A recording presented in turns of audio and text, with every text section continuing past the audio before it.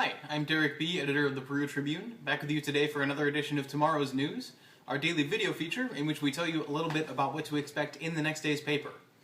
Today is Thursday, May 15th, 2014, so I'll be telling you what you can find in the Friday, May 16th print edition of the Peru Tribune, or online tonight at perutribune.com.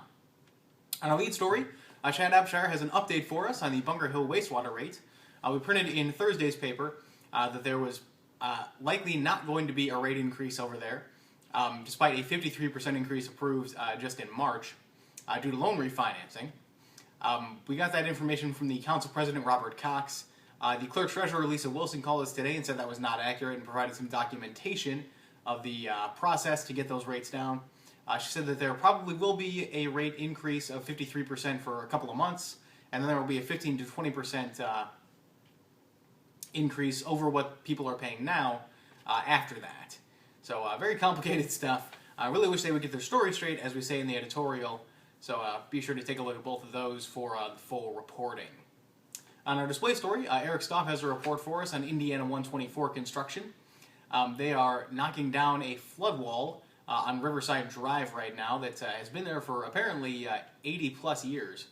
Really interesting to hear about the flood history with that retaining wall, although it has become less relevant since the Mississinawa Dam came into existence. I haven't heard yet what they're going to use to replace that wall. 124 construction is scheduled to go into the foreseeable future, possibly as late as next June, although we're hearing from INDOT that might wrap up in October.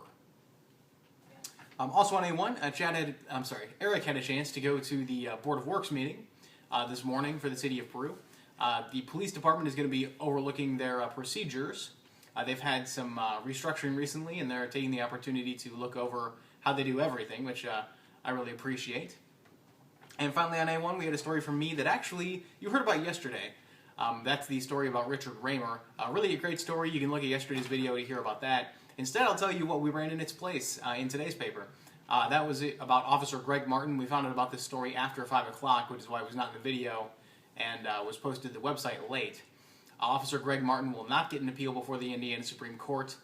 Martin was terminated by the Peru Police Department after allegedly using excessive force with a 74-year-old patient at Miller's Mary Manor. He tasered that man and later was let go by the Board of Works. That decision was appealed, was overturned, and then the Court of Appeals affirmed the board's decision. So that is where that decision will stand forever, and Mayor Jim Walker said they're looking forward to replacing Martin in the near future. Finally, on the sports page, we had 3 stories. One from our friends over at the Chronicle Tribune and 2 from Nick Roby. The 2 from Nick include 2 previews. First is of the Miami County Baseball Classic, which is set for Saturday. All 4 of our county teams are going to be playing that day. Nick also had a preview for us of MAC and Peru baseball games happening Friday. And we had a story from the Chronicle, as I mentioned, about Brian Spalding, who is an Oak Hill graduate, who was honored by the Mid-American Conference. He plays at Ball State and was their MAC West Player of the Week. So congratulations to him, and we hope to see some excellence of our own in Miami County over the weekend. As always, you can find all those stories in tomorrow's print edition of the Peru Tribune. You can find them online now at perutribune.com, and you can find links to them on our Facebook and Twitter pages, which are both Peru Tribune. Finally, you can find me and all of our reporters on Twitter. Until tomorrow, that's tomorrow's news. I'm Derek B. Have a great Friday.